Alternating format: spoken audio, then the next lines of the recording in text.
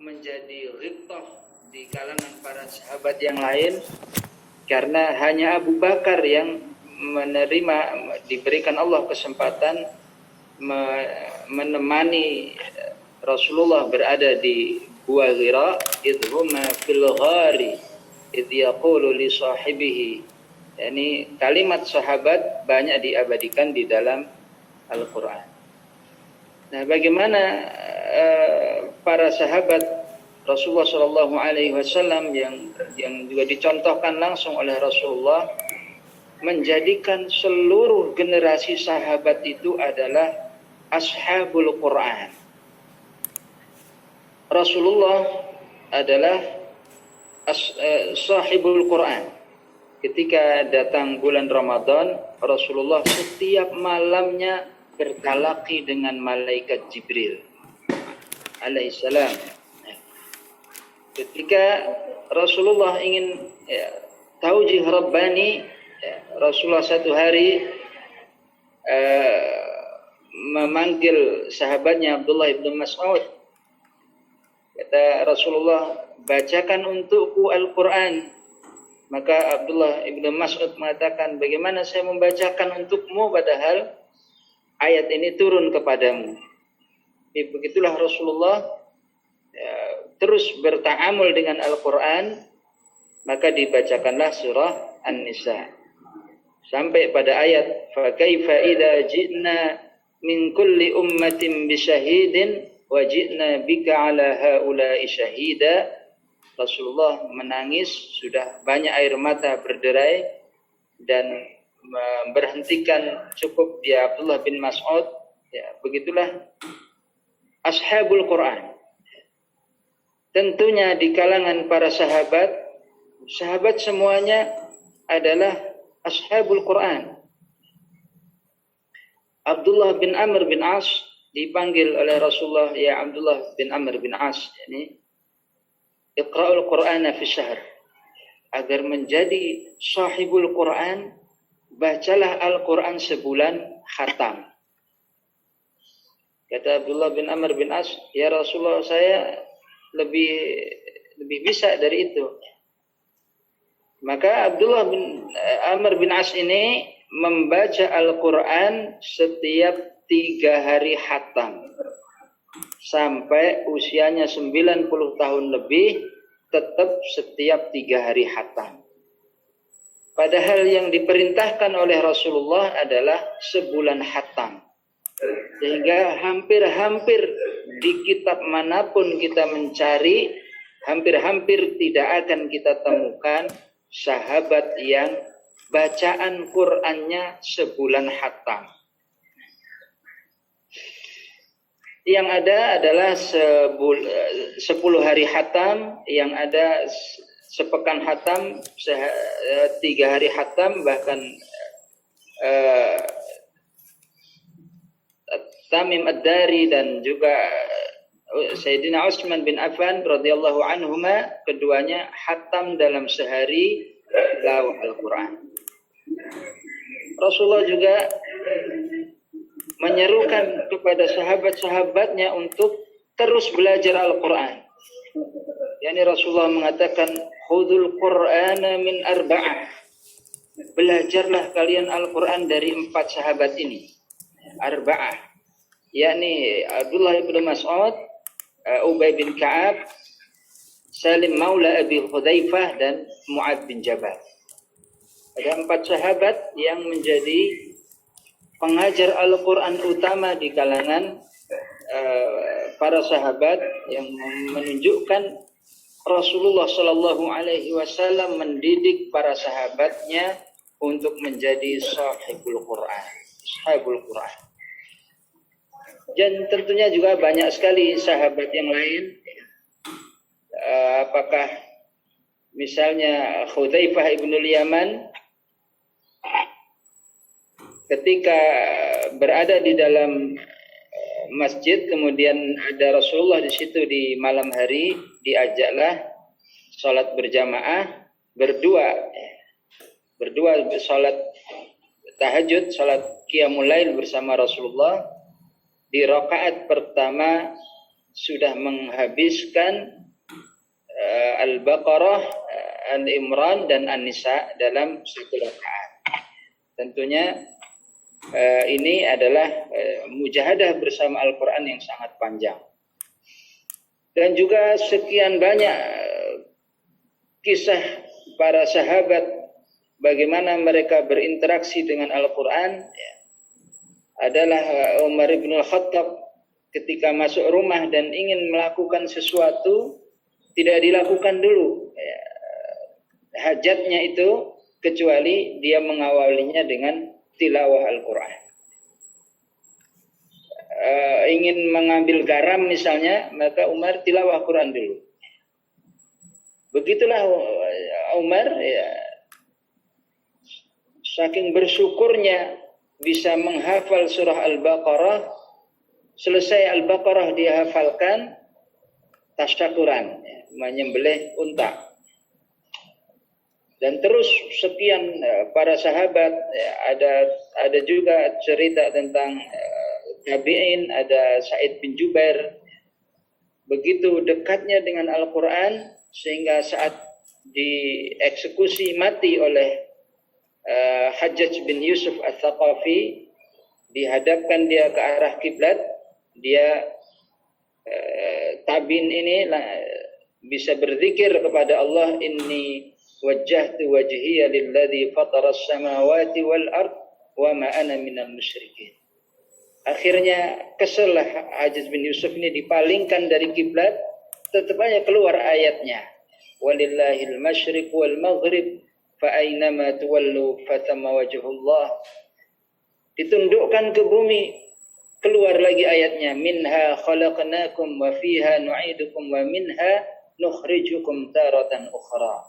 Begitulah Rasulullah Shallallahu Alaihi Wasallam berhasil memberikan contoh kepada umat di seluruh dunia, sebuah generasi terbaik, generasi yang belum ada duanya di muka bumi ini, dibangun karena mereka dibangun dengan kedekatan dengan Al-Quran. Maka saat kita ingin menjadi generasi terbaik, tidak ada jalan membangun generasi terbaik kecuali bangunlah generasi itu menjadi generasi yang sahibul Quran, yang bersahabat dengan Al-Quran. Begitulah juga kita melihat fadail yang banyak dari Allah Subhanahu wa Ta'ala. Di saat hari kiamat semua terputus, jalur kekeluargaan, nasab dan seterusnya, maka Al-Quran menjadikan seseorang tidak terputus. Bagaimana seorang orang tua yang anaknya berhasil menjadi sahibul Quran, dia bisa ditolong dengan anaknya, bahkan menjabat tajul karamah, mendapat mahkota yang lebih terang dari sinar matahari. Ketika di akhirat, di surga, semua orang menikmati jamuan surga, tidak ada lagi ibadah, tidak ada lagi qiyam, tidak ada lagi infak, tidak ada lagi jihad, tidak ada lagi sedekah dan seterusnya. Tetapi di surga Allah Subhanahu wa Ta'ala masih ada tilawah Al-Quran. Siapa yang tilawah? Mereka adalah ashabul Quran. Kemudian Allah mengatakan kepada orang-orang beriman yang dulu tilawah Al-Quran di muka bumi dengan Iqra wartaqi warattil kama kunta turattila fid dunya. Bacalah Al-Quran dan naiki tangga surga. Kita membaca Al-Quran di dalam surga itu sambil menaiki tangga surga, yang berarti semakin banyak bersama Al-Quran, semakin berada dalam kelas VIP-nya. Terus naik, terus warattil kama kunta turattila fid dunya. Tartilkan Al-Quran itu, wahai orang beriman, persis sebagaimana dulu kamu mentartilkan di dunia. fa inna manzilataka 'inda akhiri ayatin taqra'uha. Dan jumlahnya dibatasi oleh Allah Subhanahu wa taala. Jumlah tilawahnya dibatasi sebanyak orang tilawah dulu di dunia. Jadi kalau kita tilawahnya seumur hidup 100 kali khatam, maka di surga fa inna manzilataka 'inda akhiri ayatin taqra'uha. Mengulang kembali tilawah itu sampai kepada sambil menaiki tingkatan surga Allah Subhanahu wa taala. Dan tentunya sangat banyak kita gali fadail-fadail seperti ini.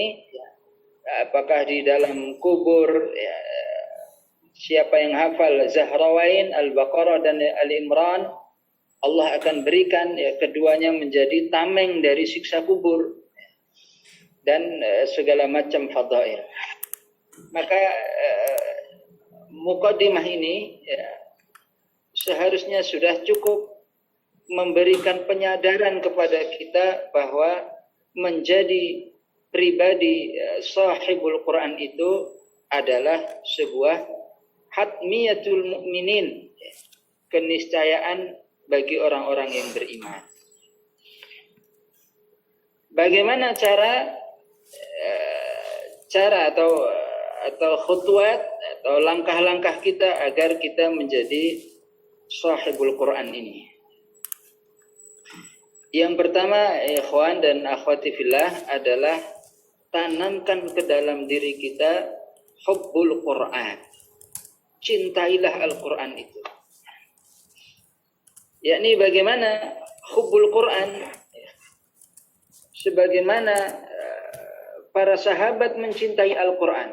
Hubban syadida. Mencintai Al-Quran dengan cinta yang sangat. Ditunjukkan dengan apa? Dengan iktsarut tilawah, memperbanyak tilawah. Tilawah ini sebagai wujud kita cinta kepada Allah dan cinta kita kepada Al-Quran. Karena siapa yang banyak tilawah, sesungguhnya dia sedang bersama Allah Subhanahu wa taala.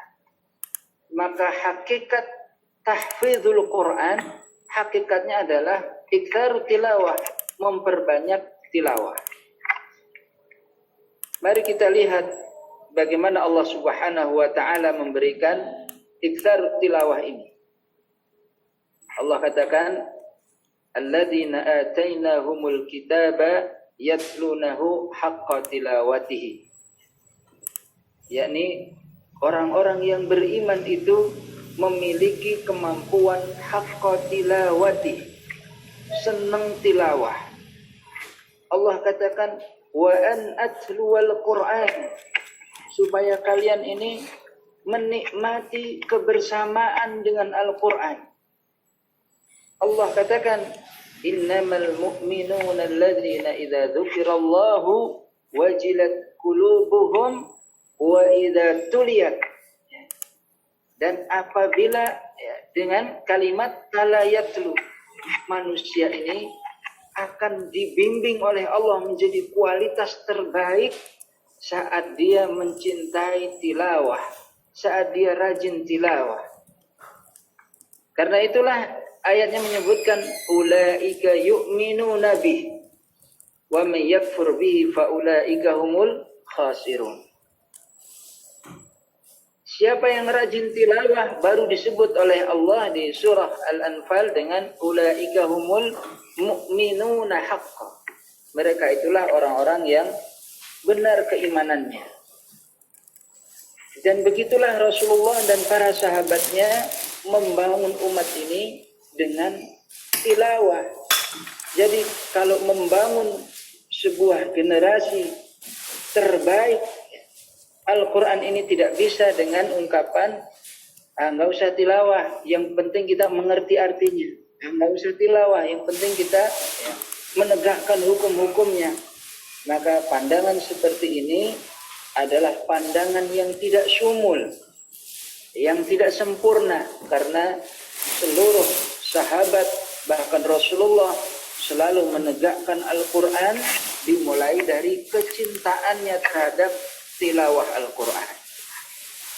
Dan Allah memberkahi seseorang yang tilawah dengan perasaan rahilul murtahil, seperti orang yang sedang rihlah.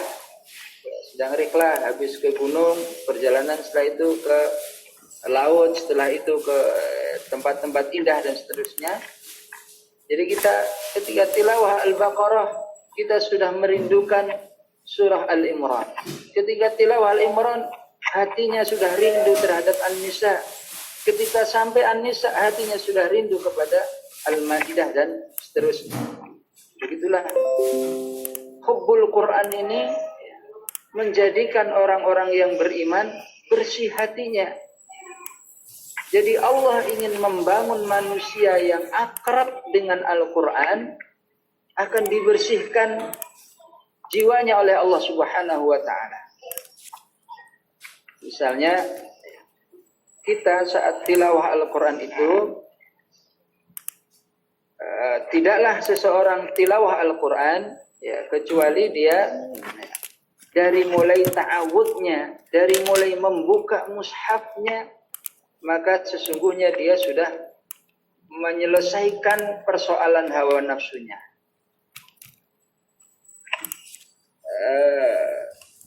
Menyelesaikan persoalan hawa nafsu. Jadi dia sudah mengatasi malesnya, sudah mengatasi futurnya. Ya. Jadi itulah Sayyidina Utsman bin Affan mengatakan, "Lau tahuratil qulub lamma syabi'at minal Qur'an." Kalau hatinya bersih, dia tidak akan puas bersama Al-Quran. Jadi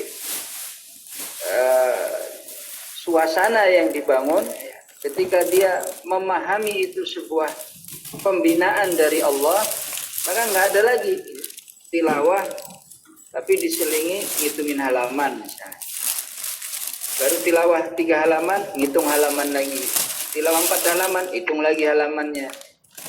Tilawah 5 menit, ngeliatin lagi jarum panjangnya. Seolah-olah kalau sudah bersama Al-Quran lama benar. Ya itu tidak terlepas dari kecintaan kita terhadap Al-Quran yang harus terus dibangun. Nah, hubbul Quran ini dengan iktsarut tilawah, dengan memperbanyak tilawah, ya kalau kita di Indonesia umumnya mazhabnya Syafi'i. Imam Syafi'i kalau di luar Ramadan sehari khatam. Di dalam Ramadan sehari 2 kali khatam. Nah, jadi hakikat menghafal, hakikatnya adalah agar banyak bersama Allah Subhanahu wa Ta'ala. Ada orang yang ya kalau Imam Syafi'i menghafal gitu, itu menghafal sebelah kanan, sebelah kirinya harus ditutup halamannya. Karena kalau terbuka kemudian terpandang tidak sengaja, maka ikut hafal itu tulisan yang di sebelah kanan. Yang sudah ngafalnya sekeren itu, secanggih itu, tetap aja tilawah adalah sesuatu yang urgen ya. Jadi tilawah adalah sesuatu yang taksisi, yang pondasi, sehingga dengan kemampuan menghafal yang seperti itu, urgensi dari menghafal adalah tilawah yang banyak yang menghasilkan kebersamaan dengan Allah Subhanahu wa Ta'ala yang lebih banyak, menghasilkan kedekatan dengan Allah dari kegiatan tilawah yang banyak ini. Bagaimana lagi agar terjadi hubbul Quran? Yang pertama, iktsar tilawah. Yang kedua, at-tasabur ma'al Quran. Menyabarkan diri, menyabarkan perasaan kita saat bersama Al-Quran. At-tasabur itu begini. Saat Hudzaifah ibnul Yaman diajak Rasulullah sholat panjang, maka Hudzaifah ibnul Yaman berbisik kepada dirinya sendiri. Kata Hudzaifah ibnul Yaman, la'allahu yarka' fil mi'ah. Semoga Rasulullah kalau sudah 100 ayat ruku. Ya, ini kapan khusyuknya ini mikirin ruku. Tapi begitulah dia tetap menyabarkan dirinya, disabarin ya. Selesai juz 1 dikiranya ruku, lanjutin juz 2, saya qulu sufaha minan nasi ma wallahu man qiblatihim allati kanu 'alaiha. Ya, ini pasti juz 2 selesai. Juz 2 selesai, lanjutin lagi tilkar rusul faddalna ba'dahum 'ala ba'din minhum man kallama Allah.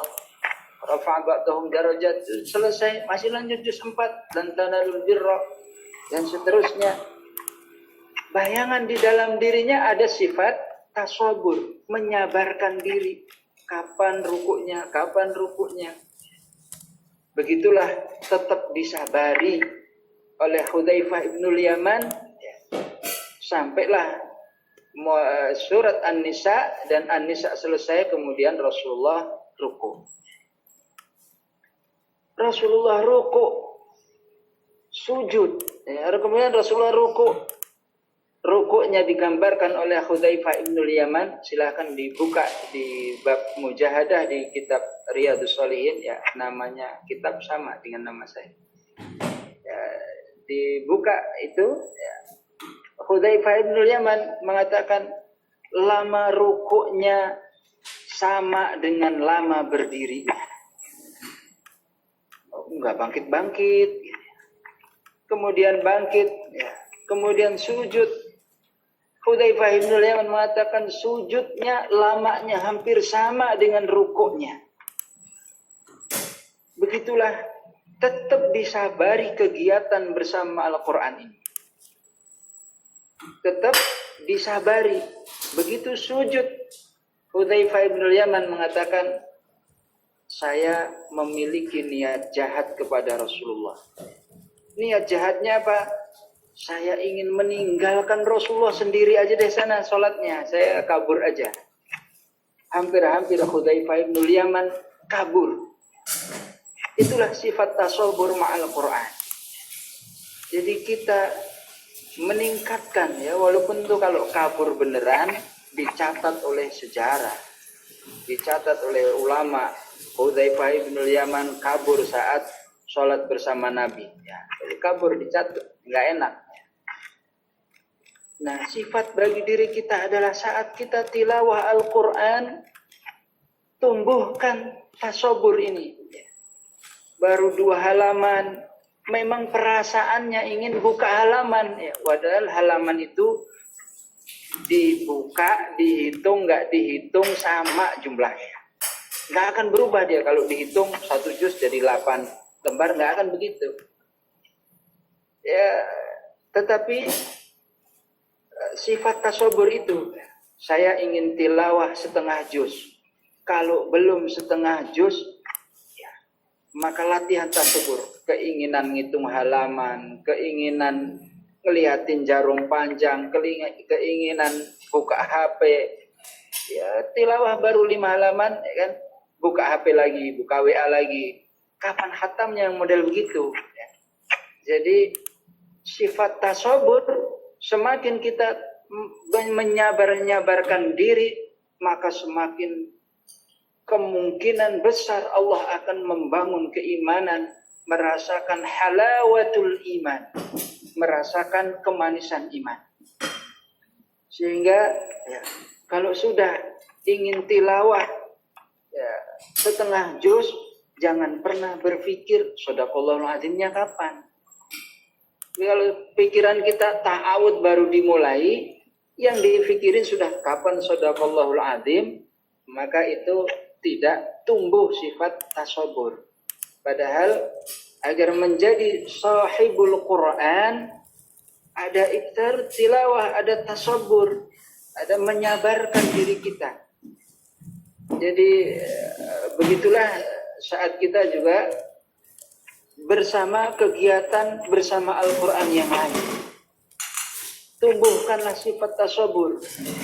Bersama Al-Quran ini nasyatnya ada tilawah, ada hifdzul Quran, ada qiyamul lail. Apalagi bagi yang tidak hafal qiyam, silahkan ya.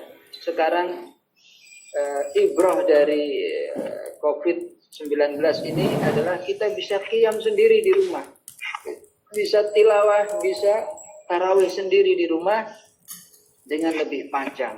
Buka mushafnya, ya. Sabarkan diri.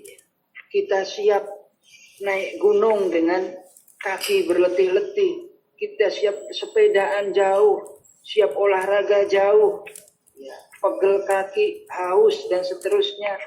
Maka kita harus memiliki kesiapan yang sama, menahan pegelnya kaki dalam qiyam, menahan pegelnya punggung ya, dalam ruku ya. Dan insya Allah saat itulah kita akan dicatat oleh Allah Subhanahu wa Ta'ala menjadi sahibul Quran. Jadi ada kaifiyat hubbul Quran. Yang kedua ada kaifiyat tajwid bil Quran. Marilah kita membina diri kita dengan Al-Quran, yakni dengan melaksanakan semua jenis kegiatan ta'amul ma'al Quran. Ada tilawahnya, ada kajiannya, ada tafsirnya, dan ada belajar ilmu tajwidnya. Maka Imam Jazari mengatakan wal akhdu bit tajwidi hatmun lazim, dan membaca Al-Quran dengan kaidah tajwid adalah sesuatu yang diwajibkan. Man lam yujawwidil Qur'ana athim. Siapa yang tidak mampu membaca Al-Quran dengan tajwid, dia berdosa kepada Allah. Li'annahu bihil ilahu anzala, karena Al-Quran itu Allah turunkan dengan qawaid tajwidiyah, wa hakadha minhu ilaina wasala, dan juga turun-temurun terus dengan kondisi bertajwid. Maka marilah kita menjadi orang-orang yang beriman, yang baik kepada Allah Subhanahu wa Ta'ala, yang menunaikan hak kita terhadap Al-Quran ini, yakni haqqa tilawatihi, membaca Al-Quran, karena sesungguhnya Al-Quran itu di balik interaksinya sesungguhnya Allah sedang ingin meningkatkan kapasitas manusia itu. Tilawah satu halaman berarti dia mengikis, ya, membuka mushaf, mengikis malasnya, memberantas sifat asasiyah, wa khuliqal insanu dha'ifa, mengalahkan kelemahannya, mengalahkan keluh kesahnya. Laqad khalaqnal insana fi kabad. Itu terus dibina dengan tajwid, ya, membina dengan Al-Quran itu. Kalau kita mampu membaca Al-Quran sekali duduk satu juz, maka tempaan dari Allah Subhanahu wa Ta'ala membersihkan jiwa kita, membersihkan hawa nafsu, ya, terus menerus, sehingga kita memiliki bertemu dengan Allah Subhanahu wa Ta'ala dengan qalbun salim, dengan hati yang bersih, dengan hati yang lapang, bertemu menghadap wajah Allah Subhanahu wa Ta'ala. Baik, itu sekilas tentang bagaimana upaya agar menjadi sahibul Quran, yakni dasar agar kita menjadi sahabat Al-Quran. Berbanyak tilawah, membangun diri dengan Al-Quran, mencintai semua nasyad-nasyad, kegiatan-kegiatan yang terkait dengan Al-Quran. Ada tasmihnya dan seterusnya. Tapi waktu yang singkat ini, sedikit lagi kita membahas tentang tahaddiyat at-ta'amul ma'al Quran. Mengenal tentang tantangan-tantangan berta'amul ma'al Quran. Tantangan yang pertama adalah tantangan yang berasal dari diri kita, yakni sifatul asasiyah. Yang pertama, Sifatul asasiyah, yakni Allah menciptakan kita ini lemah. Allah menciptakan kita keluh kesah. Ini sifat yang pertama.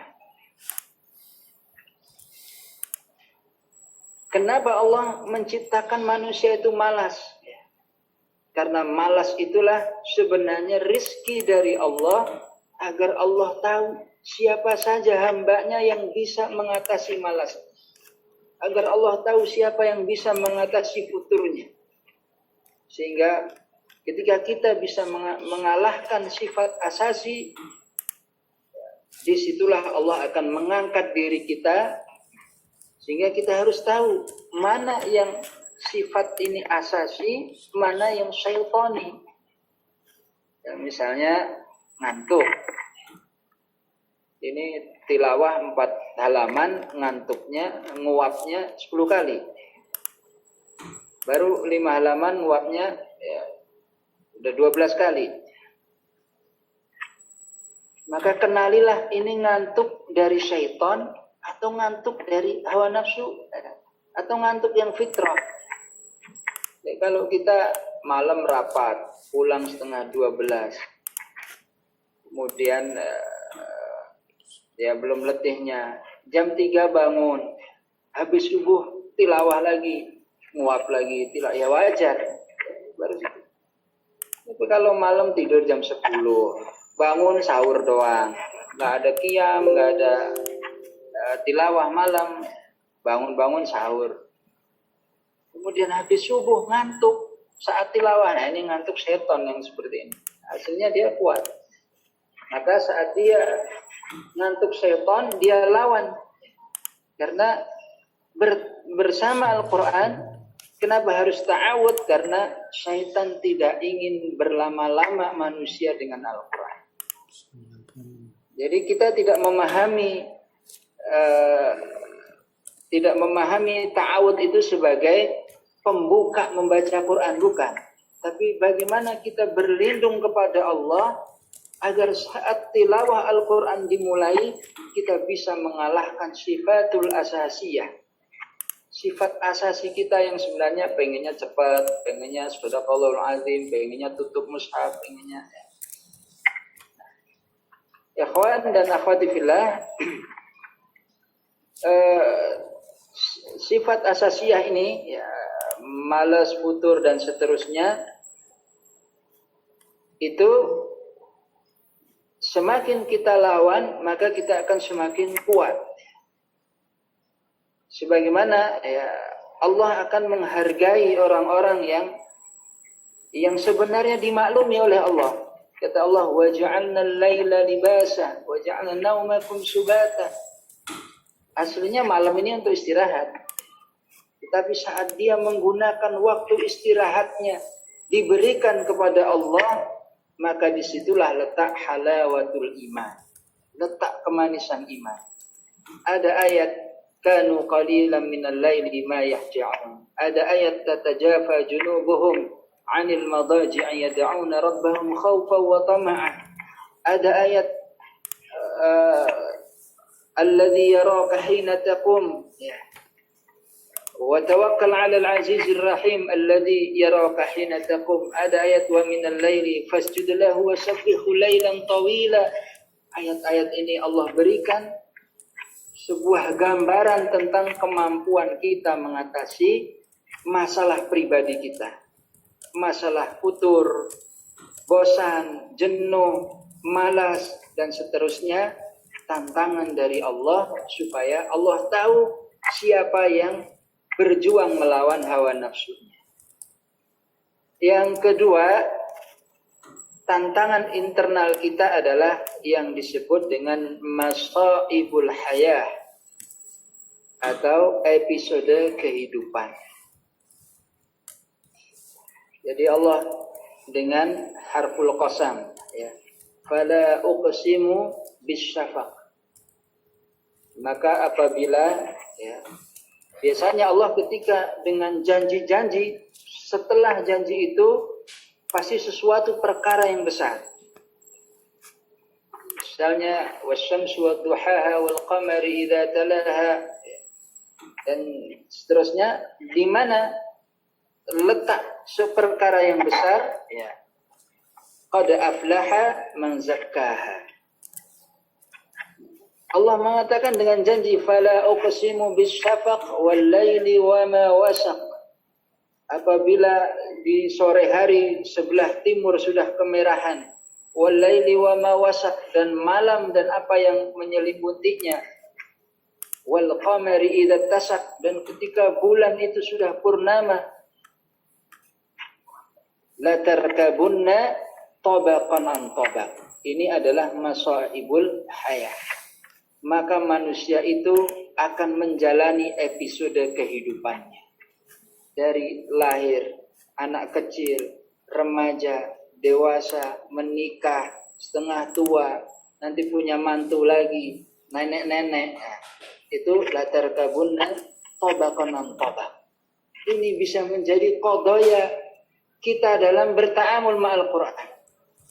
Tapi Allah menjelaskan kepada kita bahwa semua masaibul hayah itu tidak boleh menjadi kendala kita untuk menjadi sahibul Quran. Lihat terusan ayat itu, ya, la tarkabunna tabaqan an tabaq fama lahum la yu'minun wa idza quri'a 'alaihimul Qur'anu la yasjudun.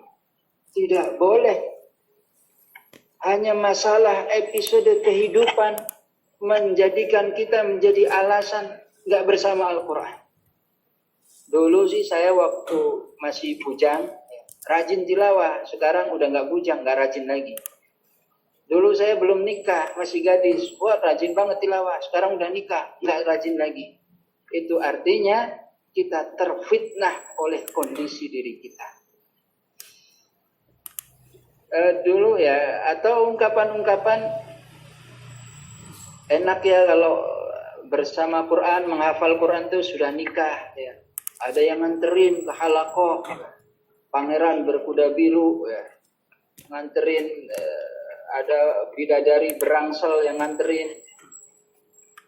Padahal setelah menikah sudah ada pangerannya, sudah ada bidadarinya, enggak juga ngafal. Karena itu yuwaswisus syaitan. Nggak ada ngafalnya juga. Akhirnya ya setelah menikah juga, kalau sudah nikah nanti setoran sehari 2 halaman. Padahal wala 2 ayat juga enggak, bahkan 2 huruf juga enggak. Setelah nikah enggak ada. Yang nikah nyesel lagi, ya Allah, coba kalau bujangan, coba kalau gadis, ngafal enggak ada yang ganggu, tilawah enggak ada yang ganggu. Dulu gadis enggak tilawah juga, enggak rajin juga. Setelah tua, saya mah udah tua, sudah 40 ke atas, sudah 50 ke atas, nggak kuat lagi. Semua itu dibantah oleh Allah. La tarkabunna tabaqan an tabaq, fama lahum la yu'minun, wa idza quri'a 'alaihimul Qur'anu la yasjudun. Ayat ini ada ayat sajadahnya, sehingga menunjukkan agar kita bisa eksis bersama Al-Quran di tengah masaibul hayah. Tetaplah kita bersujud tunduk kepada Allah Subhanahu wa ta'ala. Masaibul hayah, dulu waktu ngekos saya rajin tilawah, sekarang udah punya rumah sendiri nggak rajin lagi tilawah. Dulu kerjaan belum tetap, nggak rajin tilawah, sudah Allah berikan kerjaan tetap, justru berpaling dari Al-Quran.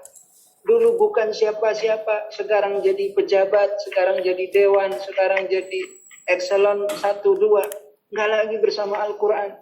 Maka semua masaibul hayah itu ketika menjauhkan kita dari Al-Quran, kita dikritik oleh Allah Subhanahu wa ta'ala.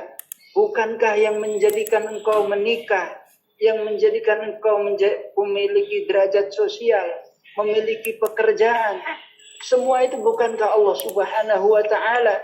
Kenapa begitu engkau dapatkan itu justru menjadi wa idza quri'a 'alaihimul Qur'an, males bersama Al-Qur'an. Inilah di antara tantangan kita. Maka saya senang sekali ya ketika bertemu dengan komunitas-komunitas yang ingin istiqamah menjadi sahibul Qur'an, memperbaiki tilawahnya, merasakan indahnya taujihnya, dan seterusnya. Semua karunia Allah Subhanahu wa taala. Sehingga kalau kita malas tilawah, kalau kita tidak mampu membuka mushaf, maka hadirkanlah perasaan jangan-jangan ya, saya tidak membuka mushaf ini bukan karena saya malas, bukan karena saya futur, bukan karena saya jenuh, tapi karena Allah nggak mau lagi mendengar tilawah saya. Karena Allah sudah nggak berkenan saya membuka mushaf. Karena episode kehidupan yang sekian banyak Allah berikan nikmat, sekian lama kita tidak syukuri, sekian lama justru membuat kita tidak tertarik dengan kajian-kajian dengan jenis-jenis berinteraksi dengan Al-Quran. Baik, waktunya lebih, saya 5 menit lagi minta izin. Terakhir mungkin kita bicara tentang ikhtiar kita agar menjadi tadi ada tantangan dalam ya, dan sebenarnya ada tantangan lagi yang dari eksternal. Ya, apakah tantangan eksternal misalnya penghargaan masyarakat yang sedikit, kondisi yang tidak mendukung. Ustadz sih enak, tinggalnya di halaqah Quran, tinggalnya di markas Quran, lah kita tinggalnya di kantor. Ya nggak ada alasan yang begitu-begitu di sisi Allah. Al-Quran ini bisa di mana saja, di kantor, di rumah, di pasar. Ya, selama dia tidak merupakan tempat terlarang, maka itu boleh. Tempat terlarang kamar mandi. Ya. Maka tantangan eksternal ya penghargaan masyarakat yang sedikit, walaupun sekarang cukup banyak penghargaan. Jadi penghargaan itu bisa jadi tantangan sendiri. Justru ketika penghargaan sedikit, orang jadi sedikit menghafal. Ketika penghargaan banyak, orang menghafal jadi insilahul akhdar, ya, melenceng tujuan menghafalnya. Apakah tujuan menghafal karena kuliah gratis, karena beasiswa, karena ini banyak yang harus kita luruskan dalam berta'amul dengan Al-Quran di tengah masyarakat. Terakhir tadi kita akan bahas sejenak 5 menit ke depan tentang ikhtiar kita. Jadi ikhtiar bagaimana membangun pribadi sahibul Quran. Yang pertama adalah ikhtiar kauni. Ikhtiar terkait dengan diri kita. Yang pertama, bergabunglah dengan halaqah Al-Quran. Seberapapun kapasitas diri kita, carilah halaqah Quran, carilah upaya untuk setoran hafalan. Alhamdulillah saya lockdown ini banyak yang setoran. Setiap hari hampir 30 orang setoran hafalan. Berusahalah tetap kita ada ta'ahadu Al-Quran, sesuatu yang mengikat kita dengan Al-Quran. Sungguh bersama Al-Quran ini sesuatu yang berat, membutuhkan saudara kita. Keberadaan saudara kita, apakah yang saudara kita ustadznya, saudara kita yang lama menghafalnya, yang terbatas kemampuannya, yang biasa-biasa saja, semuanya penting bagi kehidupan beral-Quran, karena istiqomah ini sangat mahal. Karena hadisnya mengatakan majtama'a qaumun fi buyutin fi baitin min buyutillah, ada ijtama'a, ada komunitasnya. Bergabunglah dengan halaqah Quran, seberapapun terbatas halaqah itu dan seberapapun terbatas kapasitas diri kita. Ya, misalnya saya malu datang ke halaqah Quran. Kenapa? Hafalan nggak ada, setoran nggak ada, yang dibaca itu saja. Ketahuilah bahwa ini malu yang sumbernya dari syaitan. Datanglah tetap halaqah Quran itu karena kita sedang datang dengan sakinah kepada Allah, kita sedang mendatangi rahmat Allah, kita sedang mendatangi Allah Subhanahu wa taala. Enggak punya hafalan, ya setorlah, setorin yang kemarin. Yang kemarin nggak disetorkan, besok itu lagi Ustaz, ya setorin lagi. Nggak ada lagi, ya setor wajah. Nggak ada lagi, setor nyawa lah pokoknya, datang yang penting. Sehingga kita bersama Al-Quran itu ada sifat ta'ahud, nyantol kita dengan sebuah wajiah amal atau halaqah Quran. Sekelas para sahabat perlu halaqah Quran. Halaqah Quran yang dirintis 4 pertama ada halaqah Quran. Halaqahnya Ibnu Mas'ud, halaqah Ubay bin Ka'ab, halaqah Salim Maula Abi Hudzaifah, dan halaqahnya Mu'ad bin Jabal. Sekelas mereka perlu halaqah Quran, apalagi kita.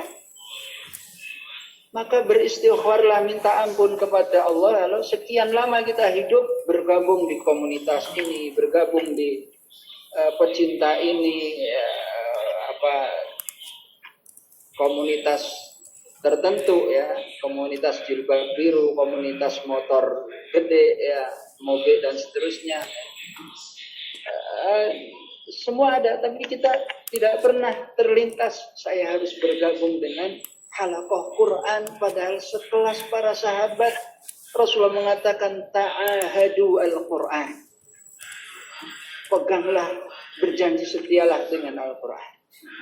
Ikhtiar kauni, bergabung dengan halaqah Quran. Ikhtiar kauni yang kedua adalah al-mujahadah al-kabirah, bersungguh-sungguh.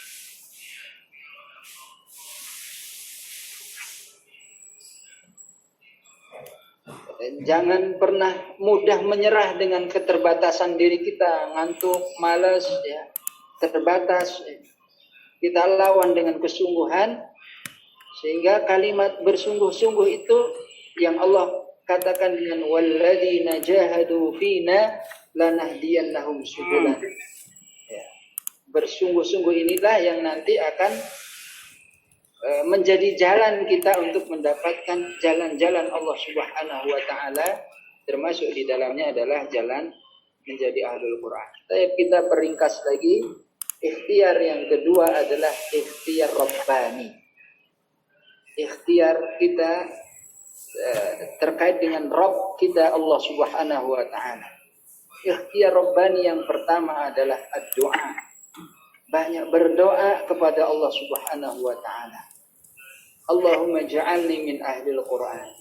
Allahumma ja'alna mimman yaqra'ul Qur'ana fayarqa wa la taj'alna mimman yaqra'ul Qur'ana fayashqa. Allahumma arhamna bil Qur'an waj'alhu lana imama wa nura wa huda wa rahmah. Rasulullah mengajarkan kita doa yang sangat cukup panjang. Allahumma inna 'abiduk banu 'abidik banu ima'ik nawasina biyadik madin fina hukmuk. Ujung dari doa ini adalah antaj'alal Qur'anal 'azima rabi'a qulubina wa nura sudurina wa jala'a ahzanina. Karena Al-Quran milik Allah, Allah memberikan kepada siapa dari hamba-hambanya yang dikehendaki. Tsumma awrathnal kitabal ladzi nastafaina min ibadina. Allah memberikan, maka mintalah kepada Allah Subhanahu wa taala. Ikhtiar rabbani yang kedua adalah tawasul, beramal soleh, bertawasul dengan amal soleh.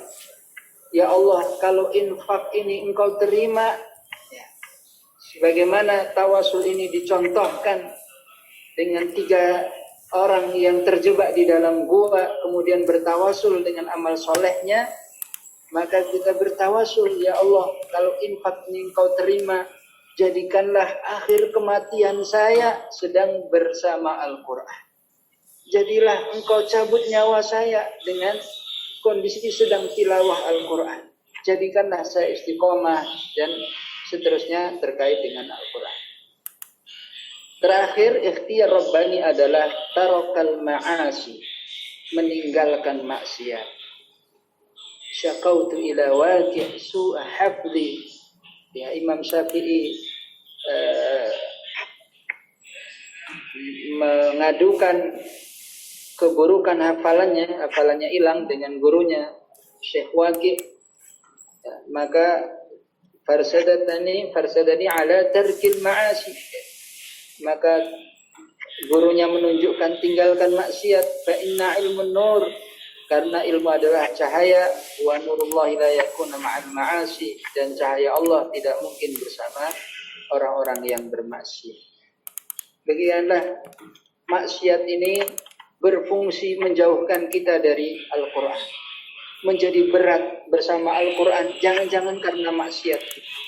Menjadi tidak mampu tilawah banyak, jangan-jangan karena maksiat kita. Maka bertaubatlah kepada Allah dan menjauhinya, sehingga Allah akan ringankan kita bersama Al-Quran. Baik, 1 jam, mohon maaf kurang lebihnya.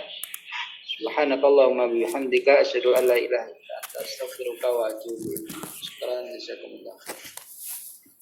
Alhamdulillahirabbil alamin. Jazakallahu khairan katsira Ustaz Riyadus Shalihin atas pemaparannya